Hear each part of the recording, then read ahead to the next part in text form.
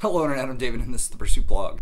I absolutely love watching the Olympics. I've watched them the past few days, like, all day long. It's not been a very productive few days. But as I'm watching, I'm in awe of what these athletes do to get their bodies ready for these competitions.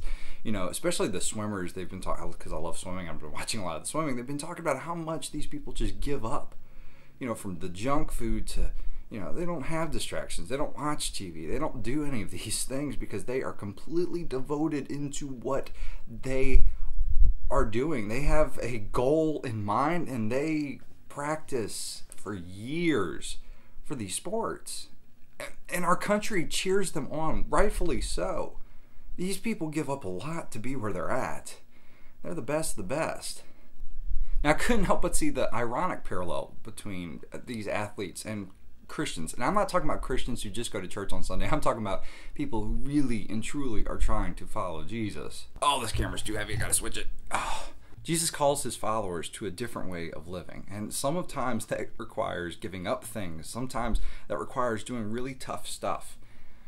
And the world looks at us like we're crazy. We too are trying to pursue a goal. We too are devoting our lives to something. And it requires us to do things a little differently than everyone else. But the world doesn't celebrate that. The world doesn't see our perseverance. The world just kind of goes, oh, you're weird. You mean you don't have sex before marriage? You mean you don't retaliate when somebody does something to you? You forgive people? You believe in something that you don't see? And the list goes on and on. But I like what Paul says in 1 Corinthians chapter 9. Excuse me, I'm having to read this. My daughter's having her braces put on today, so this video is a little quickly produced. This is going to be so much easier if I can just move you. Hold on. 1 Corinthians chapter 9, verse 24 through 27. Do you not know that in a race the runners all compete, but only one gets the prize? Run in such a way that you may win it.